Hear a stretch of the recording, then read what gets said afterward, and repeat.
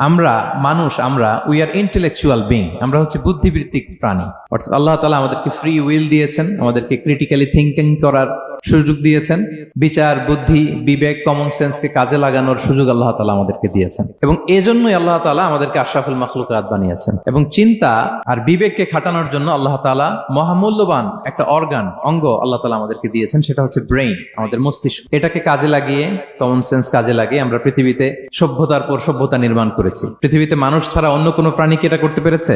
এবং আপনি শুনলে অবাক হবেন, আমাদের এই যে ছোট্ট ব্রেইনটা, খুব বেশি না কিন্তু ওজন, একটা প্রাপ্তবয়স্ক মানুষের human brain on an average 3 pounds, মানে 1.5 কেজি। এই 1.5 কেজি ওজনের ব্রেইন দিয়ে আমরা পৃথিবীতে এই সভ্যতাগুলো বিনির্মাণ করেছি। আমাদের এই ব্রেইনের মেমোরি ক্যাপাসিটি, মেমোরি স্টোরেজ অনেক বেশি। বিজ্ঞানীরা গবেষণা করে ওনারা জানিয়েছেন যে আমাদের হিউম্যান ব্রেইনের মেমোরি হচ্ছে 2.5 পেটাবাইটস। আপনারা মেগাবাইটের নাম শুনেছেন, গিগাবাইটের নাম শুনেছেন, পেটাবাইট হয়তো অনেকে শুনেন না। পেটাবাইট আরো অনেক বেশি, অনেক বড়। তো 1 পেটাবাইটে হয় 1 মিলিয়ন গিগাবাইট। তার মানে আমার আর আপনার যে হিউম্যান ব্রেইন, এই ব্রেইনের ক্যাপাসিটি হচ্ছে 25 লক্ষ গিগাবাইট। সুবহানাল্লাহ, এত আসতে।